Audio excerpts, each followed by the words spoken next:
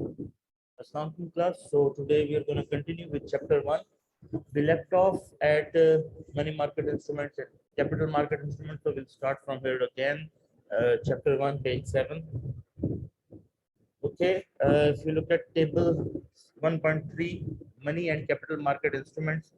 तो अब हम डिस्कस करने जा रहे हैं मनी मार्केट के इंस्ट्रूमेंट्स और कैपिटल मार्केट के इंस्ट्रूमेंट्स. ओके, अभी मैं इनको यू कैन से बहुत ब्रीफली डिस्कस करने जा रहा हूँ बिकॉज हम सिर्फ एक इंट्रो ले रहे हैं इस वक्त क्या क्या चीज़ें अवेलेबल हैं in financial markets and institutions. तो क्या क्या चीज़ें जो हम आगे पढ़ने जा रहे हैं. लेटर ऑन इन सब इंस्ट्रूमेंट्स को मैं बड़ी डिटेल के अंदर आपको एक्सप्लेन करूंगा कि इन इंस्ट्रूमेंट्स के अंदर अगर एक सर्टेन इंस्ट्रूमेंट है तो ये दूसरे से डिफरेंट कैसे है, ठीक है, और इसके पर्टिकुलर एक इंस्ट्रूमेंट के क्या फीचर्स हैं, दूसरे के क्या फीचर्स हैं, ठीक है. तो इतने सारे हैं तो इतने सारे क्यों हैं, इनकी क्या नीड है और किस तरह से मार्केट में ऑपरेट होते हैं, यानी कि इनकी ऑपरेशनलाइजेशन भी कैसे, क्योंकि एक बॉन्ड है वो डिफरेंट तरह से एग्जीक्यूट हो सकता है. उसको सिक्योरिटाइज, वो सिक्योरिटाइज भी हो सकता है और नॉन सिक्योरिटाइज भी हो सकता है. मतलब कि सिक्योरिटाइज वो होता है जिसके पीछे कोलेटरल हो, कोई गारंटी हो, कोई सामान पड़ा हो जिसको बेचकर उसकी पेमेंट की जा सकती है. अनसिक्योर्ड वो होगा जिसके पीछे कोई गारंटीड सामान या एसेट नहीं पड़ा, तो उसको अगर उसकी मतलब जो इशूअर है वो बैंकरप्ट हो जाए, वो पेमेंट ना कर सके, तो पीछे कोई एसेट भी नहीं रखा हुआ उसने जिसको बेचकर उसकी पेमेंट की जाएगी. सो डिफरेंट टाइप्स हैं, बहुत सारी हैं. ओवर द इयर्स इसके अंदर बहुत डेवलपमेंट हुई है और अब उसकी भी फर्दर सब टाइप्स आ चुकी हैं, तो इन सब की डिटेल्स आपसे शेयर की जाएंगी, ठीक है. Moving forward, money and capital market instruments. Okay, money market instruments के अंदर number 1 treasury bills. Treasury bills क्या है? अगर जिसे हम कहेंगे ना कि शॉर्ट टर्म का एक इंस्ट्रूमेंट है जो यूजुअली यूएस गवर्नमेंट इशू करती है, ठीक है. Again short term would be 15 days, it would be a month, it would be 3 months. Usually इतना ही होता है. It can be 6 or 9 months as well. Short term would be less than 1 year, ठीक है. लेकिन यूजुअली ये 15 days, 1 month, 3 months इस range के अंदर होते हैं. ट्रेजरी बिल की अगर मैं एग्जांपल पाकिस्तान के हवाले से देखूं तो व्हाट कैन यू से, आपने सुना होगा कभी न्यूज के अंदर के आज स्टेट बैंक ने ओपन मार्केट ऑपरेशन के तहत इतने के जो है ना डिबेंचर्स या जो है बॉन्ड्स फ्लोट कर दिए 1 महीने के लिए, ठीक है. वो usually money open market operation के थ्रू स्टेट बैंक अगर मार्केट से वो पैसा उठाना चाह रहे हैं तो इस तरह से वो बॉन्ड इशू कर देते हैं ताकि वो लोग बॉन्ड खरीद ले और वो पैसा मार्केट में से निकल जाए. वो अब सर्कुलेशन में नहीं रहा, ठीक है, लोगों के पास बॉन्ड आ गया उसकी जगह, अब वो इन्वेस्ट हो गया. तो इसीलिए मार्केट में इन्फ्लेशन कंट्रोल करने के लिए, इस तरह की चीजों को, फैक्टर्स को कंट्रोल करने के लिए open market operation state bank करता होता है. तो वो ट्रेजरी बिल्स बेसिकली उसको कहते हैं. Then comes in the federal funds. Federal funds I don't know Pakistan में इस तरह से कुछ है कि नहीं, स्टेट बैंक करता है कि नहीं, मेरा ख्याल है होगा क्योंकि ओवरनाइट तो यहाँ पर भी होता है, ठीक है. बेसिकली शॉर्ट टर्म फंड्स हैं जो ट्रांसफर होते हैं बिटवीन फाइनेंशियल इंस्टीट्यूशंस, ठीक है. आई थिंक होते हैं ये, अगर इसके अंदर हम कर लें कि इवन बैंक टू बैंक भी जो हो रहे होते हैं कि ओवरनाइट फाइनेंशियल इंस्टीट्यूशन ने दूसरे इंस्टीट्यूशन से कोई पैसे लेने हैं फॉर जस्ट 1 day, तो वो होते हैं फेडरल फंड्स. या फिर एक बैंक को जरूरत पड़ गई पैसों की तो उसने ओवरनाइट स्टेट बैंक से एक रात के लिए, एक दिन के लिए पैसे ले लिए हैं कि जी हमें आज दे दें, कल हम आपको रिटर्न कर देंगे, ठीक है. That is the overnight. तो इसके ऊपर यूजुअली होता है, ये अंडरस्टूड होता है कि जब आप फॉर 1 day या इवन ओवरनाइट ले रहे होते हैं उनसे, तो ये बात बड़ी क्लियर होती है कि आप जो काइबोर का रेट है वो उसके ऊपर पे करेंगे, क्योंकि बैंक्स जब आपस में लेंड करते हैं तो उसके ऊपर काइबोर चार्ज होता है. तो वो अंडरस्टूड सी बात होती है कि आपने किसी को कहा ना कि भाई मुझे 1 दिन के लिए ये पैसे चाहिए, तो दैट मीन्स कि इसके ऊपर 1 दिन के लिए काइबोर भी चार्ज होगा, क्योंकि ये वो रेट है जिसके ऊपर बैंक्स आपस में एक दूसरे को लेंड करते हैं. सो ऑटोमेटिकली उसके ऊपर काइबोर चार्ज होगा, ठीक है. यूजुअली ये जरूरत के वक्त किया जाता है, ठीक है. या फिर इसको अगर आप समझें कि उन्हें पता है कि हर रोज क्लियरिंग हो रही है, ठीक है, इस बैंक का चेक आया इस बैंक के अंदर, तो वहां से कैश इधर आना है, इधर से कैश कहीं उसके अंदर भी जाना है, तो वो at the end of the day कुछ ना कुछ बैलेंस रिमेन कर जाता है, ठीक है. अब अपनी जरूरत पड़ गई है तो आपने कहा इतना कैश हमारे पास शॉर्ट हो रहा है, नो प्रॉब्लम, उससे कहा कि इतने मुझे ओवरनाइट बोरो कर दो. ओवरनाइट बोरो के पता है अगले दिन फिर से क्लियरेंस के अंदर जब चेक जाएंगे तो अमाउंट क्लियर हो जानी है. तो उसके ऊपर बस आपने इंटरेस्ट के साथ उसको रीपे कर देना होता है। तो ओवरनाइट के लिए किसी बैंक को जरूरत पड़ती है, तो ओवरनाइट का मतलब है कि आज दिन क्लोजिंग से लेकर अगले दिन तक, कि अगले दिन क्लोजिंग होने तक, उससे ये हो जाता है कि उस वक्त तक का जो आपका गैप होता है वो कवर हो जाता है। यूजुअली बैंक्स ओवरनाइट ही बोरो करते हैं। पाकिस्तान में भी होता है। बैंकिंग की ट्रांजैक्शंस को क्लियर करना पड़ता है यार। किसी भी वक्त कोई बड़ा कस्टमर आके पैसे निकलवा के ले गया काफी सारे, और आपने लैंडिंग भी की हुई है, अपने ब्रांच ऑपरेशंस भी चलाने हैं, और फिर एक ब्रांच में कहीं पर पैसे होंगे लेट सपोज, दूसरी के अंदर नहीं होंगे लेट सपोज, तो ओवरनाइट लेने पड़ जाते हैं स्टेट बैंक से। क्योंकि स्टेट बैंक अगेन, एक तो बैंक की आपस की ट्रांजैक्शन हो रही है ना, उसके अंदर भी डिपेंड करता है कि उनको जरूरत पड़ गई है। दूसरी ट्रांजैक्शन की अगर बैंक को जरूरत पड़ गई है, जिस केस के अंदर वो स्टेट बैंक के पास जाता है कि जी हमें दे दें पैसे। अब यूएस के अंदर तो देता है फेडरल रिजर्व, पाकिस्तान में स्टेट बैंक की पॉलिसीज थोड़ी सी डिफरेंट है, ठीक है। सो आई डोंट नो एग्जैक्टली कि पाकिस्तान में स्टेट बैंक ओवरनाइट देता है कि नहीं, क्योंकि अगेन ये एक तो सारी बातें बताते भी नहीं होते वो, और अगेन उनके जिन लोगों से हमारी बात हो रही तो अक्सर सबको सब बातों को पता भी नहीं होता। वहां है डिवीजन बने हुए, हर चीज का अपना अपना डिवीजन है, सबको अपनी डोमेन का पता है, दूसरे का कोई नहीं पता कि दूसरा काम क्या हो रहा है यहाँ पर। सो यूजुअली उन्हें पता भी नहीं होता। तो एक आधी जगह, क्योंकि इसके ऊपर मेरा ओपिनियन ये इसलिए है क्योंकि एक आध बार जो मेरी बात हुई, उनका कहना है कि स्टेट बैंक लैंड नहीं करता, जिसके अगेंस्ट मेरा ओपिनियन है, क्योंकि स्टेट बैंक के लैंडिंग के ऑपरेशन होते हैं, यूजुअली हर स्टेट बैंक के होते हैं। अगर फेडरल रिजर्व करता है अमेरिका के अंदर, तो उसी के ऊपर मॉडल के ऊपर बेस्ड है सारा। तो यूजुअली स्टेट बैंक लैंड करता है। एक है state bank as lender of the last resort, वो है जब बैंक के पास पैसे बिल्कुल खत्म हो जाए, उसने अपना रिजर्व रखा होता है स्टेट बैंक के पास, और उसके बाद भी उसको पैसों की जरूरत पड़ जाए, तब as lender of the last resort के बैंक बैंकरप्ट ना हो, वो स्टेट बैंक के पास जाता है कि हमें कुछ अरसे के लिए इतने पैसे उधार दे दें। वो और चीज है। ये जो ओवरनाइट लैंडिंग है ये और चीज है। This is a very common practice internationally. Banks को ओवरनाइट जरूरत पड़ती रहती है, और अरबों रुपए की ट्रांजेक्शन होती है, ये बहुत छोटी भी नहीं होती। ओवरनाइट जरूरत पड़ती है, उसको पता अगले दिन ट्रांजेक्शन होगी, क्लियर हो जाएंगे, पैसे आ जाने फिर से अगले दिन हमारे पास, एक दिन में ट्रांसफर हो गए, अगले दिन में कहीं और से आ जाएंगे, डेली बेसिस पे ट्रांजेक्शन हो रही है। मूविंग फॉरवर्ड, रीपरचेज एग्रीमेंट्स, इनको हम रिपोज भी कहते हैं। रीपरचेज एग्रीमेंट्स को रिपोज, इसका क्या कहेंगे, अगर इसकी मैं एग्जांपल ले लूं, ये इस तरह का एक एग्रीमेंट है, इसकी मुझे कोई एग्जांपल भी माइंड में नहीं आ रही। एक पार्टी दूसरी पार्टी को एक सिक्योरिटी सेल कर देती है, और इस कंडीशन के ऊपर कि हम इसे रीपरचेज कर लेंगे, हम इसको बाद में रीपरचेज कर लेंगे, ठीक है। इसकी मैं डिटेल में बताऊंगा, फिर इसकी डिटेल डिस्कशन करेंगे कि आखिर ये क्यों यूज होता है, कहाँ यूज होता है, तो it would go a long way.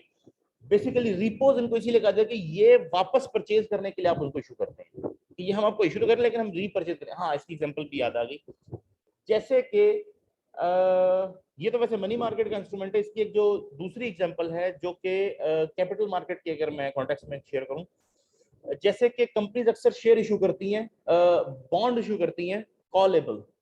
ये कॉलेबल बॉन्ड्स हैं, हम चाहें तो इनको वापस रिकॉल कर सकते हैं कभी भी, या फिर कन्वर्टेबल बॉन्ड्स, कि हम चाहें तो इसके अगेंस्ट आपको कह सकते हैं कि इसकी जगह आपको इतने शेयर इशू कर रहे हैं, आप इसको बॉन्ड को देकर अपने शेयर ले लें। तो ये भी रिपो ही है बेसिकली, कि हम इसको रीपरचेज कर सकते हैं या कर लेंगे, ठीक है। ये भी एक किस्म का रिपो है, ये जरा लॉन्ग टर्म के कॉन्टेक्स्ट के अंदर आ जाता है। कमर्शियल पेपर्स, कमर्शियल पेपर एक इसी तरह का आपका, जैसे कि हम मुझे आपसे उधार चाहिए, ठीक है, मैंने आपसे उधार ली और आपको एक सादा पर्ची के ऊपर लिख दिया कि मैंने तुमसे इतना उधार लिया और मैं तुम्हें वापस पे करूंगा, इसी तरह का है कमर्शियल पेपर, ठीक है। ये एक प्रॉमिसरी नोट है जो कि अनसिक्योर्ड है, मैंने कोई इसके पीछे एसेट नहीं लगाया, मैंने आपको ये नहीं कहा कि जी ये मेरा फोन इस बात की गारंटी है, मैं आपको दे रहा हूँ कि ये मेरी गारंटी है कि मैं इसको बेचकर आपके पैसे दे दूंगा, ठीक है। मैंने आपसे कहा कि जी मैंने आपसे इतना उधार लिया और मैं आपको वापस दे दूंगा, अनसिक्योर्ड है, कोई सिक्योरिटी इसकी बैकिंग के ऊपर नहीं है, कोई एसेट हमने इसको बैक करने के लिए, सिक्योर करने के लिए पीछे नहीं रखा कोलेटरल के तौर पे, ठीक है। ऐसे देने वाले का इंटरेस्ट तो चार्ज करना है ना उसने उसके ऊपर। अगेन, आप जब लेंडिंग कर रहे होते हैं तो आप मुझे ऐसे ही तो पैसे नहीं दे देंगे, ठीक है। लेट सपोज अगर मैं आपसे उधार मांगू और ये आपसे उधार मांगे, किसको प्रेफर करेंगे उधार देना? अभी अपने हिसाब से बताओ कि अभी उसको लोन दोगे या मुझे दोगे? क्यों? क्योंकि क्योंकि नहीं, यहाँ पर एक चीज है, आपके पास अगर कोई बहुत ज्यादा इंफॉर्मेशन ये भी नहीं है ना कि जी कौन इनमें से ज्यादा रिलायबल है, कौन ज्यादा पैसे पे करने वाला है, कौन अपनी बात के ऊपर कमिटमेंट पे पूरा रहने वाला है। आपको इस वक्त ये पता है कि ये मेरा फेलो है, इसके बारे में मुझे ऐसा नहीं पता, कोई गारंटी नहीं है, लेकिन ये एक प्रेस्टिजियस फैकल्टी मेंबर है, अगर इसने मेरे साथ धोखा किया तो मैं डीन को उसकी कंप्लेंट कर सकता हूँ। ये नहीं चाहेंगे कि इनकी रेपुटेशन खराब हो। आपके पास कुछ ना कुछ इन्फॉर्मेशन है जिसकी बेस के ऊपर आप ये डिसीजन कर सकते हैं मुझे इसको लोन दे सकता हूँ, इसको नहीं दे सकता। तो you definitely deal with someone जिसके बारे में थोड़ी बहुत इन्फॉर्मेशन आपके पास हो, ठीक है? तो थोड़ा ट्रस्ट हो या उसके बारे में आपको ये फील हो जाए कि हाँ ये रेप्यूटेड है। अब यहाँ इंस्टीट्यूशन की बात हो रही होगी, यहाँ आप, मैं तो आपको एग्जांपल जब दे रहा हूँ ना, तो पर्सन टू पर्सन की फिलहाल एग्जांपल दे रहा हूँ। यहाँ इंस्टीट्यूशंस इन्वॉल्व होते हैं, ये 300 साल से चलता हुआ इंस्टीट्यूशन है, तो डू यू थिंक कि आपके चंद करोड़ रुपए के लिए वो लेके भाग जाएगा अपना? उसका अगर अरबों रुपए के इंस्टीट्यूट, तो बिल्डिंगें वहीं छोड़ के भागेगा ना, बिल्डिंग तो नहीं उठा के भाग जाएगा। तो मैसिव इंस्टीट्यूशंस हो रहे होते हैं और वो आपस में डील करो। ये commercial paper basically short term के लिए है, ये ऐसा नहीं है कि कई सालों के लिए उधार लिया जा रहा है, ये चंद दिनों के लिए, 15 दिन के लिए, 30 दिन के लिए, 1 महीने के लिए, 2 महीने के लिए, 3 के लिए, 6 महीने के लिए। जैसे कि उधार पे माल उठाया जाता है मार्केट के अंदर, कि उधार पे माल सप्लाई होता है, जब बिकता है तो फिर उसकी पेमेंट होती है। तो ये उसी तरह का कमर्शियल पेपर, उसके अंदर भी एक नोट बना के देते हैं ना, भाई हमने इतना उधार पे माल लिया, इसकी आपको पेमेंट करेंगे, ये उसी तरह का है। इसके ऊपर बेसिकली इंटरेस्ट चार्ज होता है। तो लेंडर भी समझदार होता है। लेंडर, दूसरी बात, कोई ना कोई फाइनेंशियल इंटरमीडिएरी इसमें बीच में इन्वॉल्व होता है। अनसिक्योर्ड का मतलब ये नहीं लेंगे आप बिल्कुल भी कि ये पैसे वापस नहीं आएंगे। अनसिक्योर्ड का मतलब सिर्फ ये है कि इसके पीछे हमने गारंटी के तौर पे कोई एसेट नहीं दिया। आमतौर पे ये कब होगा? ये तब होगा जब इशूअर जो है उसकी रेपुटेशन बहुत अच्छी है। सीधी सी बात है, अगर आपको मेरे बारे में कुछ नहीं पता, आप मुझसे कोई गारंटी तो मांगे, भाई गारंटी क्या है कि तुम मुझे पैसे वापस करोगे? सिक्योरिटी तब चाहिए होगी।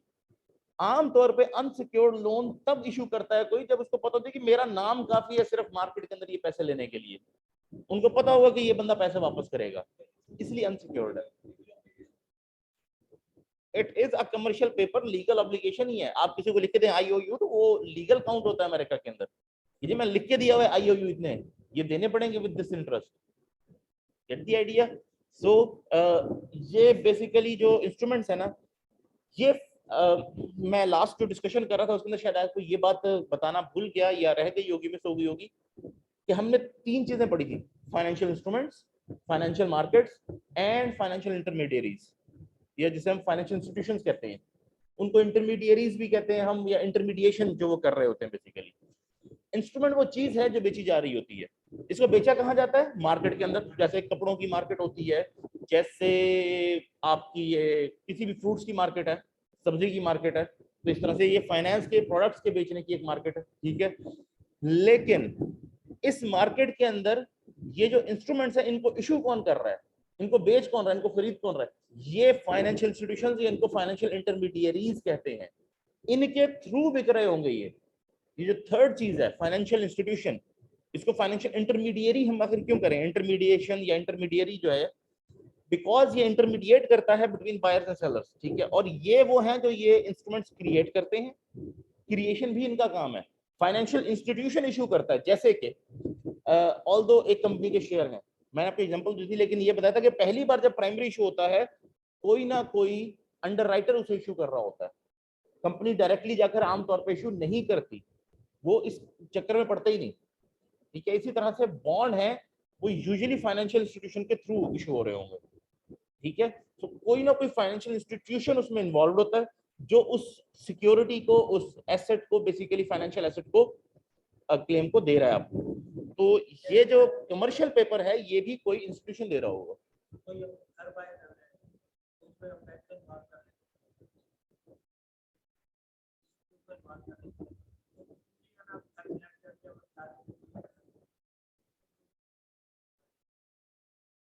आई don't know how much this is relevant with this. वो तो आपको लोन अगर चाहिए तो उस केस में आप इन्वॉल्व करेंगे, अदरवाइज आप उसको बैंक को इन्वॉल्व नहीं कर रहे होते।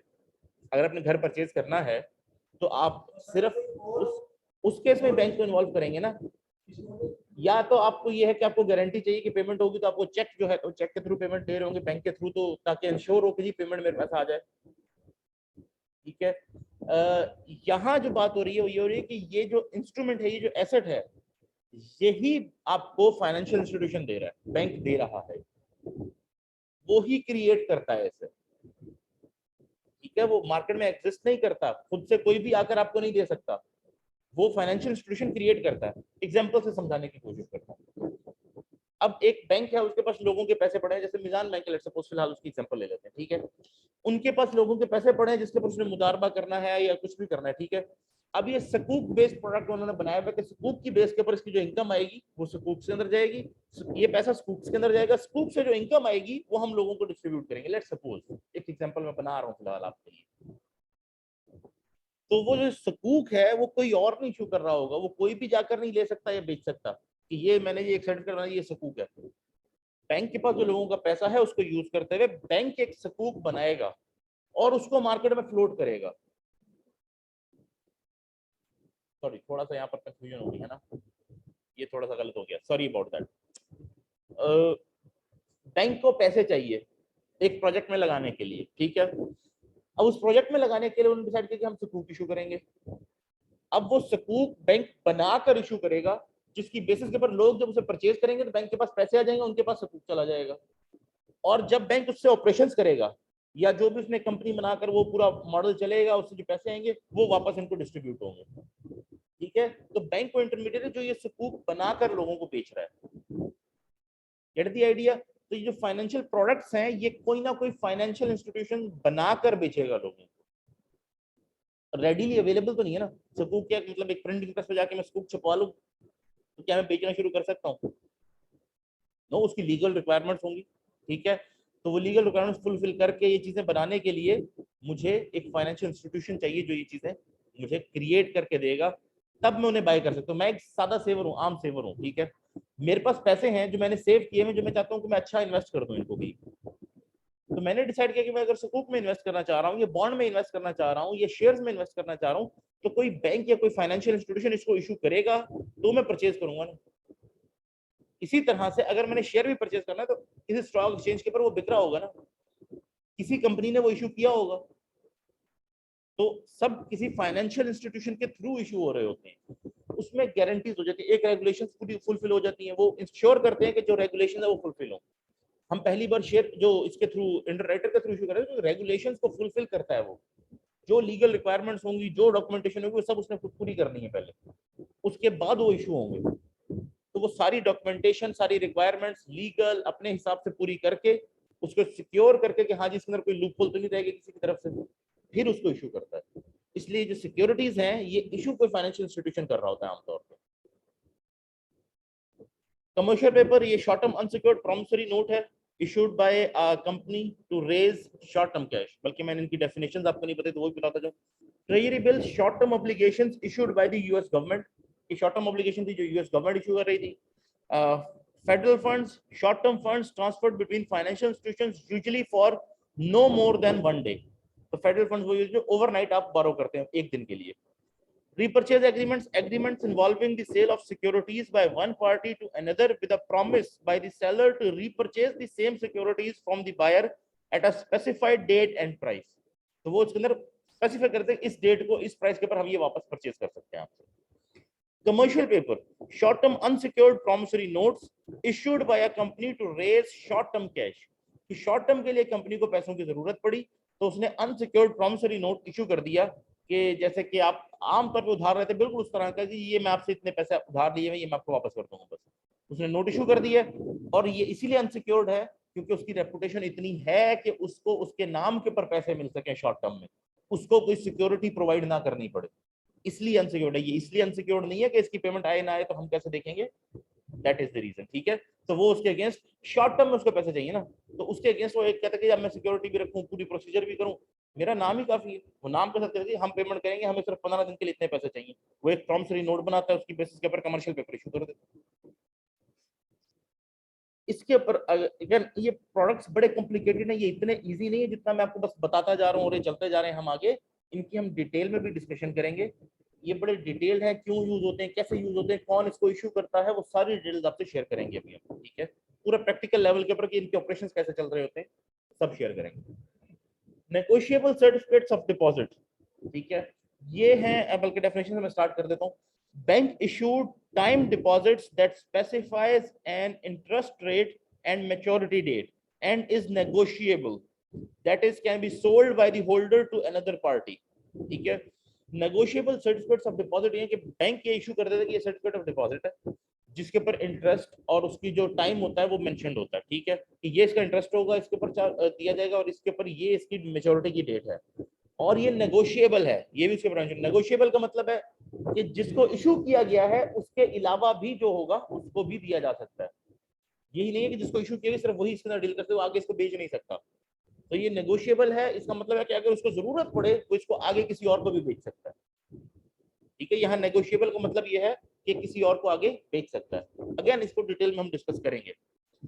बैंकर्स एक्सेप्टेंस, ठीक है, time draft payable to a seller of goods with payment guaranteed by the bank. ये टाइम बेस्ड ड्राफ्ट है, बैंक ड्राफ्ट जैसे हम बनाते हैं। अब आपको पता है कि ड्राफ्ट की पेमेंट सबसे सिक्योर समझी जाती है। क्यों? क्योंकि आपने पैसे बैंक को दे दिए, बैंक गारंटी दे रहा है कि ये पैसे हमारे पास पड़े हैं, आप जब सर्टिफिकेट ये हमें जमा करेंगे हम पेमेंट कर देंगे। दैट इज यूजुअली डिफरेंट, आप देखेंगे जहां पर वो आपसे कहेंगे ड्राफ्ट जमा करवाएं आप हमें, क्योंकि इस केस में ये नहीं है ना कि चेक बाउंस हो जाएगा। ये पैसे बैंक के पास आप पहले देते हैं तो बैंक आपको ड्राफ्ट इशू करता है, ये बैंक गारंटी दे रहा होता है कि इस ड्राफ्ट की पेमेंट होगी, ठीक है। तो ये बैंक की तरफ से बेसिकली बैंकर्स एक्सेप्टेंस होती है, ड्राफ्ट जो होता है, ठीक है। तो ये बेसिकली एक टाइम ड्राफ्ट है। बैंकर्स एक्सेप्टेंस जो है कि इतनी ड्यूरेशन के अंदर या इतनी ड्यूरेशन के बाद ही आपको पेमेंट कर दी जाएगी क्योंकि ये पैसे बैंक के पास पड़े, बैंकर्स एक्सेप्टेंस है, ठीक है। जैसे कि आप इसके, अगर मैं फिलहाल एग्जांपल को तो समझाने की कोशिश करता हूँ, लेकिन लेटर ऑफ क्रेडिट की बेसिस के ऊपर एग्जांपल दे रहा हूँ मैं, इसकी बेसिस के ऊपर एग्जांपल नहीं दे रहा। जैसे कि लेटर ऑफ क्रेडिट भी होता है, तो आप एक लेटर ऑफ क्रेडिट बना लेते हैं कि बैंक गारंटी दे रहा होता है कि जी ये पेमेंट आपको कर दी जाएगी जब आप इंपोर्ट एक्सपोर्ट कर रहे होते हैं। आपको उसका नहीं पता, हमें उसका नहीं पता, उसे हमारा नहीं पता। अब हमने माल भेजना, हम माल कैसे भेजने, वो कल को पेमेंट ना करें, और उसे माल चाहिए लेकिन वो पहले पेमेंट कैसे कर दे, हम माल ना भेजें या हम हल्का माल भेज दें, खराब माल भेज दें, तो फिर लेटर ऑफ क्रेडिट इशू होता है बैंक की तरफ से, जिसकी बेस के ऊपर ये इंश्योर होता है कि बैंक गारंटी देता है कि ये पेमेंट आपको होगी, इसकी तरफ से हमने रिसीव कर ली है, आप माल डिलीवर कर दें, और उनकी तरफ से वो हम एश्योरिटी लेके माल भेज देते हैं, वो चेक करके बैंक को ओके करता है जी माल बिल्कुल ठीक है, बैंक हमें पैसे दे देता है। बैंक के ऊपर क्यों जाएगा, पैसे दिए होते हैं भाई पहले से, बैंक पहले पैसे पकड़ लेते, बैंक बड़ा समझदार है, बैंक नहीं बचता, बैंक किसी तरफ से नहीं फंसता, बैंक बड़े समझदार है। So bankers acceptance, time deposit है, सॉरी टाइम ड्राफ्ट है, payable to from a seller for goods with payment guaranteed by a bank. Bank ensure करता है कि ये पेमेंट गारंटीड है, आपको मिलेगी मिलेगी। ये सब थे मनी मार्केट के इंस्ट्रूमेंट्स, मतलब जिनकी मैच्योरिटी, जिनकी लाइफ 1 साल से कम है, यूजुअली बहुत शॉर्ट होती है, 3 1 महीने, इस तरह से महीना, 3 महीने, 15 दिन, ये सबसे पॉपुलर है इस कैटेगरी के अंदर, मनी मार्केट इंस्ट्रूमेंट्स के अंदर, ठीक है। लेकिन 6 महीने 9 महीने भी हो सकती है, no issues. Moving forward, capital market instruments, ये वो इंस्ट्रूमेंट्स हैं जिनकी मेच्योरिटी 1 साल से लेकर इनडेफिनेट हो सकती है, बिकॉज जब आप शेयर्स की बात करेंगे, कॉर्पोरेट स्टॉक, इसकी लाइफ किसी को नहीं पता। ऐसी कंपनीज में पिछले 300 साल से चल रही हैं अभी तक, तो कोई नहीं पता। ऐसी भी होगी जो 50 साल के अंदर बंद होगी, 2 साल बाद बंद हो जाए, सो यू डोंट नो। तो यूजुअली इसकी जो लाइफ होगी बॉन्ड या दूसरे केसेस के अंदर वो तकरीबन 1 से 30 साल, लेकिन क्योंकि यहाँ स्टॉक भी इन्वॉल्व होता है इसलिए इसकी लाइफ इनडेफिनेट तकरीबन हो जाती है, ये बहुत लंबे टाइम ड्यूरेशन की भी हो सकती है। सबसे पहली वही ऑप्शन आती है इसमें, फिर कॉमन स्टॉक, ठीक है। जो कॉमन या कॉर्पोरेट स्टॉक है, the fundamental ownership claim in a public corporation, कि जो एक कॉर्पोरेशन पब्लिक लिमिटेड कंपनी बनी हुई है उसके अंदर जो आपका स्टेक है, जो आपका शेयर है, जो आपका हिस्सा है, जो आपका क्लेम है उसके फाइनेंशियल, उसके सॉरी उसके एसेट्स के ऊपर और पोटेंशियल फ्यूचर अर्निंग के ऊपर, वो आपका कॉमन स्टॉक या कॉर्पोरेट स्टॉक डिनोट कर रहा होता है कि आपका क्लेम है उसके एसेट्स के ऊपर। Then comes in the mortgages. तो मॉर्गेजेस के बारे में आपको पता है क्या होती है, होती क्या है?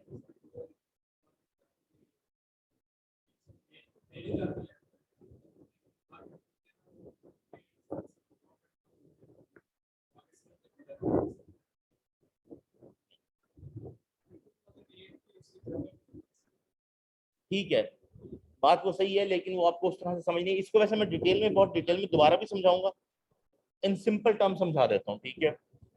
मॉर्गेज एक ऐसा लोन है जो कि आप ले रहे हैं जिससे आप अपना घर बनाएंगे, जमीन खरीदना चाहते हैं अपना घर बनाने के लिए, या किसी भी काम के लिए, जमीन खरीदने के लिए, घर बनाने के लिए, या रियल एस्टेट या प्रॉपर्टी का काम करने के लिए, जो भी कर्जा लिया जाएगा वो मॉर्गेज होगा।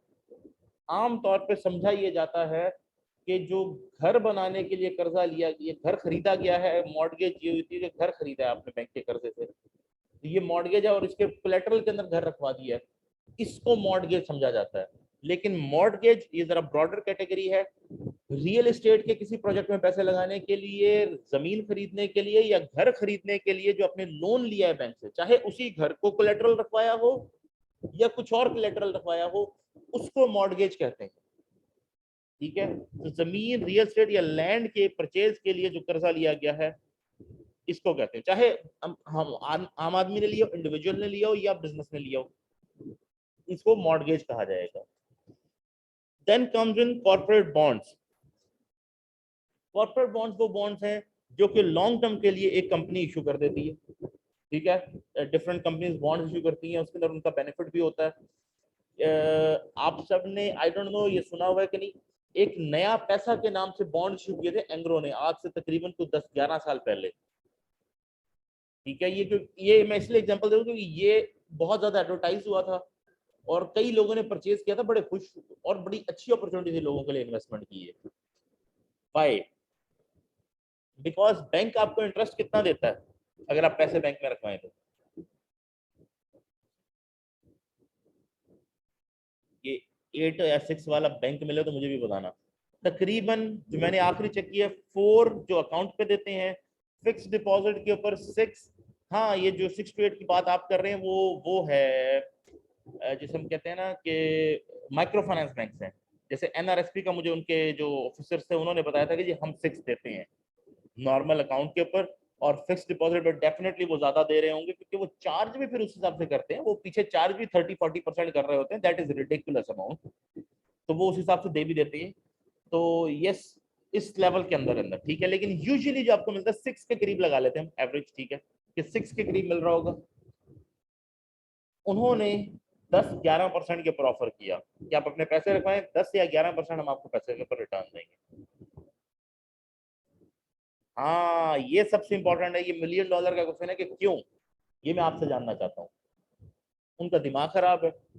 बैंक वाले 6% चले, 8% भी दे रहे हैं, बड़ी हद है, तो वो 10-11% क्यों दे रहे हैं? वाई? ये $1 million क्वेश्चन है, वाई? यस करो, वो कुछ सोचो, कोई तुक्का लगाओ। I want you to jog your mind, थोड़ा चले भागे दौड़े। कॉर्पोरेट बॉन्ड, एंग्रो को पैसों की जरूरत थी, उन्होंने एक्सपेंशन करनी थी, ये ओमोर वगैरह और ये बाकी अपने प्रोडक्ट्स इन्होंने तब लॉन्च किए थे, तो उसके लिए पैसों की जरूरत थी इनको।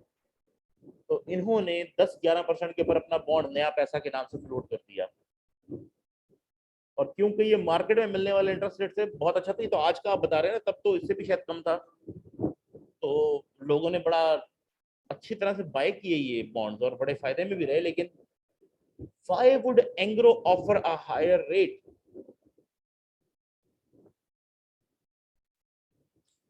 चलो समझाता हूँ। पहली चीज, उन्हें पैसे अच्छे खासे चाहिए थे, इतने ज्यादा पैसे, अगेन सिर्फ बैंक से वो उधार लेने जाते तो बैंक शायद मना कर देते कि ये एक ही कंपनी को इतना बड़ा लोन हम दे दें, ठीक है। दूसरी चीज, जो ये अच्छे खासे पैसे चाहिए थे, अगर लोगों से भी लेने हैं तो एक अच्छा रेट ऑफर करना पड़ेगा ताकि लोग सारे के सारे बॉन्ड परचेज कर लें, रह ना जाए। तीसरी चीज, इसमें भी उनका फायदा था, 10-11% के अंदर भी उनका फायदा था। अगर वो बैंक से लोन लेने जाते तो बैंक मिनिमम भी सबसे कम रेट, जैसे मुझे पता है इस वक्त का, आज का, वो नेशनल बैंक वालों से मेरी बात हुई थी, नेशनल बैंक वालों ने मुझे बताया था कि जी हम लेते हैं काइबोर +2 या 3%, तो ये बन जाता है तकरीबन 14.5-15% के करीब। ये सबसे कम रेट है जो लोन के ऊपर इस वक्त चार्ज हो रहा है, जो मुझे पता है। मैं ये नहीं कह रहा, गारंटी दे रहा कि जी इससे कम होता ही नहीं है, और definitely KIBOR plus 2% is a very reasonable, जो कि and national bank of Pakistan charge करता है, प्राइवेट बैंक नहीं कह रहा मैं अभी, और मैंने अभी तक सबसे कम यही सुना है। उनका कहना है कि हम ये चार्ज करते हैं, ऑल तो ये एक्सीड हो जाता होता है बाकी कॉस्ट वगैरह मिलाकर, और अगर आप प्राइवेट की जगह चले, जहां तक मैं जानता हूँ 16-18% से कम ये नहीं होता। KIBOR KIBOR plus 2%। यार बेसिकली काइबोर वो रेट है जिसके ऊपर बैंक आपस में लैंड कर रहे होते हैं, तो उसके ऊपर एडिशनल ले लेते हैं, वो रिस्क फ्री रेट कंसीडर होता है बेसिकली, सॉर्ट ऑफ। तो कुछ रिस्क प्रीमियम चार्ज कर रहे होते हैं, कुछ अपना एडिशनल चार्ज कर रहे थे उसके ऊपर। तो वो यूजुअली इंटरेस्ट रेट तय ऐसे ही होता है कि काइबोर प्लस कितने परसेंट आपने रखा हुआ है, इस तरह इंटरनेशनली भी लाइबोर प्लस 1% प्लस 2% इस तरह से ही तय हो रहा होता है। तो अगर उनसे लेते तो कुछ 14-15-16% के ऊपर मिलता, यहाँ 10-11 के अंदर मिल गया। मजे की बात, बैंक कभी भी देखेगा ओ वो तुम्हारे हालात ठीक नहीं लग रहे या तुम्हारा कोई इशू है तो पैसे वापस मांग सकता है। कुछ 1-8 करोड़ लोगों ने अगर उनका बॉन्ड खरीदा हो, तो सारे 1 करोड़ लोग कंपनी की दुकान के दरवाजे के बाहर आकर मांगेंगे यार हमारे पैसे वापस करो। अचानक कितनी आ जाएंगे ना एक दिन, हमारे पैसे वापस करो ना। वो आपकी फिर ऑपरेशंस के ऊपर स्क्रूटनी कर सकते हैं, क्योंकि वो चाहेंगे कि हमारे ऑपरेशंस के या डॉक्यूमेंट जो होंगे, बैंक सारे डॉक्यूमेंट भी मांगेगा। ये बताओ कितना प्रॉफिट होता है इस चीज के अंदर, कितना इसके अंदर ये होता है, वो नहीं शेयर करना चाहते। लेट्स सपोज वो नहीं बताना चाहते हम किस चीज में कितना प्रॉफिट कमाते हैं। बैंक तो स्क्रूटनी भी करेगा, अंदर बंदा भी बिठाएगा, जब उसने अरबों रुपया देना होगा तो बंदा भी बिठाएगा, जी हमारा एक बंदा वहां बैठ के सारी मॉनिटरिंग कर देगा, पैसे खाना जाओ तुम लोग। पब्लिक जिसको जनरल को बॉन्ड इशू किया, वो क्या कहेंगे, जी हमारा ये रिप्रेजेंटेटिव है यहाँ कंपनी के अंदर बैठेगा, जी आपको ऑर्डर भी जो करेगा, नहीं ये ऐसे नहीं कर सकते ऐसे कर सकते। तो ये सारे बेनिफिट्स एंग्रो को मिले उसकी वजह से। यू गेट द आइडिया कि कॉर्पोरेशंस बॉन्ड क्यों इशू करती हैं। जैसे आईएमएफ करता है कि जी आपका तो वजीर खजाना भी अपना ही होगा हमारा, ताकि हमें पता हो कि आप इंप्लीमेंट कर रहे हैं जो चीज हम कह रहे हैं। So similar something like that. तो इस वजह से कंपनीज बॉन्ड इशू करती हैं कभी कभी। या एक वजह ये भी होती है कि वो शेयर भी इशू कर सकता है, लेकिन वो शेयर इशू करना नहीं चाह रहे, ओनर्स अपनी ओनरशिप की रेशो चेंज नहीं होने देना चाहते, तो कहते हैं बॉन्ड इशू करो। Next comes in treasury bonds.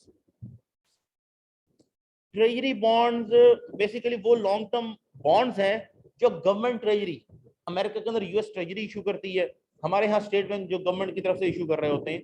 ये ट्रेजरी बॉन्ड जो गवर्नमेंट बॉन्ड इशू होते हैं, जिनको सबसे सिक्योर समझा जाता है दुनिया के अंदर, स्पेशली अमेरिका के जैसे कि हैं कि अगर अमेरिकन गवर्नमेंट ने यूएस ट्रेजरी बॉन्ड इशू किया हुआ है तो वो दुनिया की सबसे सिक्योर समझा जाता है कि अमेरिकन गवर्नमेंट अपने बॉन्ड के ऊपर डिफॉल्ट नहीं करेगी और उसकी पेमेंट करेगी, ट्रिपल ए रेटिंग उसकी होती है, ठीक है। तो इसी तरह से गवर्नमेंट बॉन्ड्स को बेसिकली ट्रेजरी बॉन्ड किया जाता है।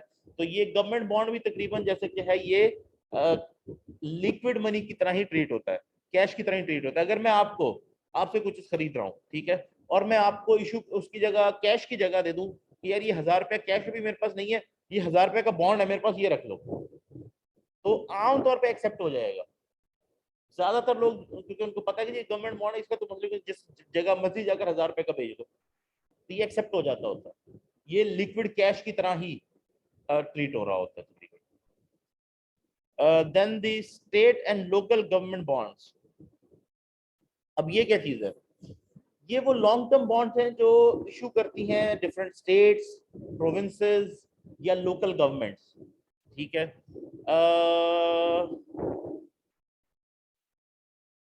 लाइक इसकी एग्जांपल क्या होगी, so long term bond issued by state and local governments. Like अगर एक प्रोविंस की गवर्नमेंट को किसी प्रोजेक्ट के लिए पैसों की जरूरत पड़ गई है, क्योंकि अमेरिकन स्टेट्स इंडिपेंडेंट है, वो अपने लॉज भी बना सकती हैं, अपनी डिफरेंट ट्रांजेक्शन भी कर सकती हैं। हमारे पास भी 18th अमेंडमेंट के बाद से प्रोविंसेस इंडिपेंडेंट हैं सॉर्ट ऑफ, ठीक है, वो कुछ भी कर सकते हैं। तो उस केस में वो अगर एक प्रोजेक्ट फाइनेंस करना चाहते हैं, उनके पास पैसे नहीं अवेलेबल, तो वो उसके लिए बॉन्ड इशू कर देंगे कि जी ये प्रोजेक्ट, और इस प्रोजेक्ट के इनकम से इस बॉन्ड की पेमेंट कर दी जाएगी, ठीक है। कोई हाईवे बनाना है, कोई और चीज बनानी है, तो इस तरह भी किया जा सकता है। इसी तरह से लोकल गवर्नमेंट भी ये करती होती हैं।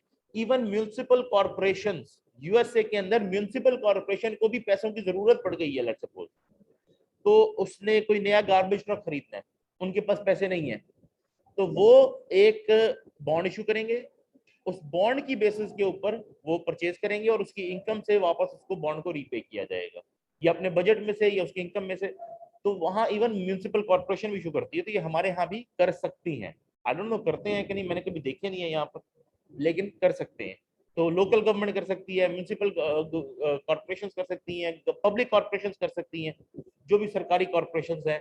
इस तरह से प्रोविंशियल या जो स्टेट्स होती हैं डिफरेंट कंट्रीज, जैसे इंडिया में स्टेट्स हैं, हमारे पास प्रोविंसेस हैं, वो कर सकते हैं। तो ये वो होते हैं जो कि एट दी फेडरल लेवल नहीं, एट दी प्रोविंशियल या स्टेट लेवल के ऊपर इशू हो रहे होंगे, या इवन लोअर लेवल के लोकल गवर्नमेंट मेयर कर दे इशू।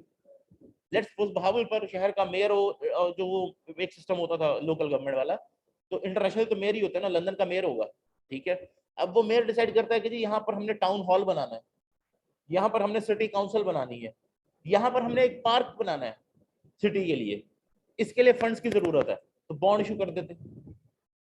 हमने जू बनाना है इस शहर के अंदर, हमने म्यूजियम बनाना है, हमने लाइब्रेरी बनानी है, तो उसकी जो इनकम होगी उससे इसको पे भी करते रहेंगे, या स्टेट या इस लोकल गवर्नमेंट की जो इनकम है या रेवेन्यूज आते हैं उसके अंदर हम उसको पे भी करते रहेंगे, हम बॉन्ड इशू कर देते हैं फिलहाल।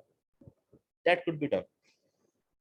Then US government agencies, so long-term bonds collateralized by a pool of assets and issued by the agencies of the US government. अब यूजुअली यूएस गवर्नमेंट की एजेंसीज के अंदर, कोई भी एजेंसी, इसके अंदर इवन म्युनिसिपल कॉर्पोरेशन, मैंने अभी आपको एग्जांपल दी है, ये कोई भी ऐसी पब्लिक कॉर्पोरेशन जो बॉन्ड इशू करना चाहती है, वो अपने एक पूल ऑफ एसेट्स बनाएगी उसको सिक्योर करने के लिए, कि भाई ये एसेट्स हैं जो गारंटी दे रहे हैं कि जी हम इसकी पेमेंट करेंगे। जैसे कि हमारे यहाँ हम मोटर में गिरवी रख के कर्जा उठाते हैं, उसी तरह से वो अपने कोई एसेट को गिरवी रख रहे होंगे कि ये इसके अगेंस्ट सिक्योरिटी है, इसके अगेंस्ट हमें आप इतने पैसे दे दें, हम इसके अगेंस्ट कोई काम करना चाहते हैं, हमें पैसों की जरूरत है, हम अपनी कॉर्पोरेशन को चलाना चाहते हैं। तो गवर्नमेंट एजेंसीज भी इस तरह से इशू कर सकती हैं। Bank and consumer loan, loan to commercial banks and individuals, ठीक है, ये भी कैपिटल मार्केट का इंस्ट्रूमेंट है कि बैंक जो भी लोन दे रहा है बेसिकली कमर्शियल बैंक्स को या किसी बिजनेस को या इंडिविजुअल्स को, वो भी जो बैंक एंड कंज्यूमर लोन्स हैं वो भी कैपिटल मार्केट के कैटेगरी के अंदर आते हैं instruments.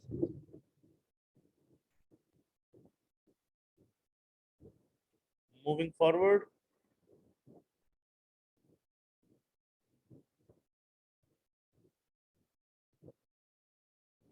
then comes in the foreign exchange market. In addition to understanding the operations of domestic financial markets, a financial manager must also understand the operations of foreign exchange markets and foreign capital markets.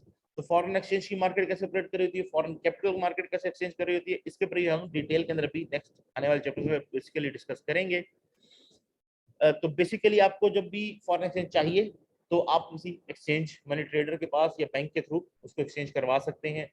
और similarly ये जो exchange होती है, again ये बहुत सारी चीजों में काम आ रही है, जैसे कि ये जब आपकी रेमिटेंस आती है तो वो स्टेट बैंक के पास एक जो आपके डॉलर्स हैं वो कलेक्ट हो रहे हैं, बेसिकली ये लोन्स की रीपेमेंट या जो इंपोर्ट बिल्स हैं उनके अगेंस्ट पेमेंट के लिए यूज हो रहे होते हैं, जिसको आप अक्सर सुनते हैं ना कि हमारे जरे मुबादला के जखायर इतने हो गए, ठीक है, बढ़ते बढ़ते हमारे बढ़ते बढ़ते कुछ नहीं है, सारे उधार पे पड़े हुए हैं। वो सिर्फ रखवा देते हैं और वो बताते हैं खबरदार इसको हाथ लगाया तो, इसको हाथ नहीं लगाना, तुम्हारे कहने पे हम रख रहे हैं, इस पे इतने परसेंट इंटरेस्ट भी दोगे। जैसे अभी हमने आखिरी सऊदीया से लिया, that was a very what can I say very tough deal for Pakistan. I don't know why, जबकि इनके सऊदीया से बड़े अच्छे रिलेशंस हैं, तो भी बहुत ही टफ कंडीशंस के ऊपर इनको मिला कि उसके ऊपर इंटरेस्ट भी देना है आपने और इसको हाथ भी नहीं लगा सकते। तो बस हमारे पास सिर्फ दिखाने को आईएमएफ को कि जी इतने हमारे पास फॉरेन एक्सचेंज के रिजर्व्स हैं, हमारे पास वो कैटेगरी के हैं। अदरवाइज वो कंट्रीज भी हैं जिनके पास एक्चुअल फॉरेन एक्सचेंज के रिजर्व्स होते हैं। बहुत सारी कंट्रीज में, रशिया के पास है तो अभी यूक्रेन वॉर के अंदर जब उनके ऊपर सैंक्शंस लगी हैं तो अपने उनको यूज कर रहे हैं। इसी तरह से कंट्रीज रखती हैं अपने पास और होते हैं, क्योंकि वो कुछ चीज एक्सपोर्ट करती हैं। आज तक हमारे पॉलिटिशियंस को ये बात समझ नहीं आई कि आपको कुछ बनाकर एक्सपोर्ट करना पड़ेगा, आप सिर्फ इंपोर्ट नहीं करते रह सकते। इवन आज की भी जो गवर्नमेंट है वो बड़ी प्राउडली, देखिए हमने अपना बैलेंस ऑफ ट्रेड जो है उसको ठीक कर लिया, डेफिसिट को। वो इंपोर्ट, वो बेसिकली सिर्फ इंपोर्ट को रोका है, कैसे, हर चीज महंगी करके, हर चीज महंगी करके। सिर्फ लोगों को इम्पोर्टेड चीज जो भी होगी वो महंगी मिलेगी, यहाँ तक कि अगर आपको यूज कोई चीज भी लेनी है वो भी महंगी मिल रही है। फॉर एग्जाम्पल आपके सेलफोन्स, तो जो इम्पोर्टेड आ रहा है ये जी महंगा होगा। तो लेट्स सपोज अगर ये आईफोन है एक, तो ये अगर आईफोन एप्पल 2 लाख रुपए का बेच रहा है तो यहाँ जी 3 का मिलेगा आपको, ठीक है। तो ये गवर्नमेंट आपसे टैक्स चार्ज करेगी, तो इस चक्कर में वो उसकी इंपोर्ट जो पहले बहुत ज्यादा हो रही थी वो कम हो जाती है। सिमिलरली अगर मैं आपको एग्जांपल दूं तो कंप्यूटर पार्ट्स जो हैं ये बड़े ही रीजनेबल, बड़े चीप थे। प्रिंटर्स जो थे, मुझे याद है मैंने बड़े चीप खरीदे हुए हैं। यूज प्रिंटर तो बहुत ही चीप आता था इंटरनेशनली। फोटोकॉपियर्स 40-45 हजार के अंदर मिल रहा होता था आराम से, यूज जो आते थे बाहर से। आज मैंने प्रिंटर का रेट मुझे, जो मैंने तकरीबन आखिरी बार 12 हजार का परचेज किया था, तो वो मुझे पता था कि ये 25 हजार का मिलेगा आपको कम से कम भी। एंड दैट वाज रिडिकुलस कि डबल से भी ज्यादा प्राइस के गवर्नमेंट ने, क्योंकि इंपोर्ट के ऊपर इशू किया हुआ है कि जी हम उसके ऊपर टैक्स चार्ज करेंगे, तो इंपोर्ट्स रुकी हुई है। हाँ, थोड़ी बहुत एक्सपोर्ट भी इंक्रीज हुई कोविड के दौरान, आपकी एक्सपोर्ट बेहतर हुई है, थोड़ी सी इंडस्ट्री चल गई है जिसको आपने थोड़ा सा फंडिंग दी है या बूस्ट दिया है। However you have to sell something to the market to get foreign exchange, ठीक है। We do not make much. Even अगर आपको मार्केट में जाकर कुछ, और उसकी एक बहुत बड़ी रीजन है कि हमारी चीज बाहर क्यों नहीं बिकती। आखिर मैकडोनल्ड वाला अपना जो ट्रक वालों को, ट्रक ड्राइवर्स को बेचने वाला बर्गर है वो यहाँ लाकर हमें बेच रहा है, ठीक है, और अच्छा खासा एक्सपेंसिव बेच रहा है हमें। तो आखिर हमारा क्यों ये जो आपका बन कबाब वाला है जहां पर बाहर 100 रेडी लगी हुई है, ये क्यों नहीं जाके अमेरिका के अंदर बन कबाब बेचता? कोई तो इशू होगा ना। क्वालिटी नहीं है, स्टैंडर्डाइजेशन नहीं है, इनोवेशन नहीं है कुछ चीजों में, फ्रूट्स में, राइस में, इवन नमक भी आपका अपना यहाँ से हिमालयन सॉल्ट जो है वो यहाँ से आप खेवड़ा से माइन कर करके इंडिया भेजते रहे, इंडिया ऊपर अपना लेबल लगा के इंडियन सॉल्ट करके बेचता रहे। अब जाके अपने कानून पास किया कि जी ये पाकिस्तान का सॉल्ट है, तो पाकिस्तानी सॉल्ट बेचा जाएगा। आप वहां से देते रहे, और फिर इसके अंदर कौन सी रॉकेट साइंस है? नमक के पत्थर उठाए, इंडिया भेज दिए, उन्होंने क्रश किए, आगे एक्सपोर्ट कर दिया और महंगे उल्टा। तो ये क्रश करके आप आगे नहीं भेज सकते थे। Same goes with gemstones. ये बलोचिस्तान रेंज, ये जितना भी कराकरम रेंज है, हिमालय की रेंज है, माउंटेन रेंजेस बेसिकली वो जियोलॉजिकल जगह प्रोवाइड करती है जहां पर अर्थ की सरफेस में से जो कि बहुत डीप लेयर्स हैं वो ऊंची हुई होती हैं बेसिकली माउंटेन की वजह से। तो जो ये आपके गोल्ड है या कोई भी जेमस्टोन्स हैं या जो भी नेचुरल रिसोर्स है, कॉपर या कोई भी और चीज है, वो ऊपर की लेयर के ऊपर आ जाती है। एक्सट्रैक्ट करना आसान हो जाता है। तो हमारे पास हैं बहुत सारे, तो उसमें से एक्सट्रैक्ट करके करते क्या है, रॉ को ही आगे भेज दिया इंडिया वहां, या फिर बेल्जियम भेज दिया, कहीं और भेज दिया। रॉ जब गया उसकी वैल्यू कुछ भी नहीं है, $100 लेट्स सपोज, बड़ा भी जंप है कोई, ठीक है ना। अब वो ले जाते हैं ना यहाँ से रॉ लेकर जाएंगे। वैल्यू किस चीज की होती है? वैल्यू एडिशन के बाद उसकी कटिंग और पॉलिशिंग कहीं और हो रही है। यहाँ से $100 का ले गए, वहां कटिंग पॉलिशिंग की, आगे $1000 का बिक रहा है मार्केट के अंदर। तो टेक्नोलॉजी खरीदनी पड़ती है, डेवलप करनी पड़ती है। अगेन, अगर पैसा आपके पास रोड बनाने के लिए है, चौक बनाने के लिए है, साइन बोर्ड लगाने के लिए है, जलसे करने के लिए है, या फिर रेनोवेशंस करने के लिए है, या फिर एक एक जैसे कि आपकी ये मिनिस्टर्स वगैरह या जो भी होते हैं, ये सब के पास जो 200 गाड़ियों का प्रोटोकॉल होता है उसके लिए है, तो पैसा इन चीजों पे भी लगाया जा सकता है। वेल, व्हाट कैन आई से, I am against everybody in this country. या कभी तो यहाँ पर कोई एंगला मार्कल आया ना, जिसको लोग कह रहे हैं कि अगली टर्म भी इसको जिताते हैं, और वो कहे बस मेहरबानी भाई, मैं और नहीं पंगे लेती भाई, बहुत हो गया, मैंने बहुत अरसा चला लिया है, बहुत मुश्किल दुनिया है भाई, तुम लोग संभालो भाई। अपनी पार्टी के दूसरे बंदे को पढ़ी तुम जालो, मैं इसमें और पढ़ती नहीं भाई। बड़ी टॉप की यूरोप की लीडर है वो, जितना अरसा जर्मनी को उसने लीड किया, बड़ा जबरदस्त लीड किया। बस भाई, अगली टर्म भी उसे दे रहे थे जर्मन, उसी की पार्टी जीती है, उसी ने जिसको सपोर्ट किया था वो जीता है अपनी पार्टी में। मैं नहीं आती भाई, बहुत मुश्किल है दुनिया, बहुत रोल है, मैंने करना ही नहीं है काम। PhD and I think chemistry है वो। ऐसा कोई बंदा हो तो मैं भी सोचूं यार कि अच्छा हाँ कुछ डेडिकेशन। करंट टर्मोइल को छोड़े, उसके अंदर बहुत सारी चीजें हो रही हैं, चलने दें जो चल रहा है, इग्नोर करें। मैंने पाकिस्तान की पॉलिटिक्स के बारे में यही सीखा है, इग्नोर इट। आप सबको ट्रक की बत्ती के पीछे लगा के उनकी आपस में सेटलमेंट हो जानी सारों की। इन सब ने ना कहीं जाना है, ना आपके पास कभी कोई अकाउंटेबिलिटी होनी है। आपने टैक्स देते रहना है, जो कि आप देते जा रहे हैं। हर चीज जो आप परचेज करते हैं उसके ऊपर आप टैक्स देते हैं और कहते हैं जी अभी ये लोग टैक्स नहीं देते। इनडायरेक्टली तो हर चीज जो आप परचेज करते हैं उसके ऊपर टैक्स दे रहे हैं ना। आप इसको किसी दुकान पे चले जाएं, जिसने पर्ची प्रिंट कर रहे हैं उसके ऊपर एफबीआर का लोगो आपको प्रिंट मिलेगा जी, ये पर्ची एफबीआर के साथ रिकॉर्ड के अंदर अटैच हो गई है। ठीक है, सो टैक्स आपने देना है, और उस टैक्स के साथ आगे क्या होगा, आपको कुछ मिलेगा कि नहीं, फॉरगेट अबाउट इट। अभी रिसेंटली मुझे पीवीएच जाना पड़ गया। अब एक मजे की बात, इमरान खान साहब यहाँ आए थे अभी, आपने सुना होगा वो जो आपके हेल्थ कार्ड डिस्ट्रीब्यूट किए गए थे। Data second,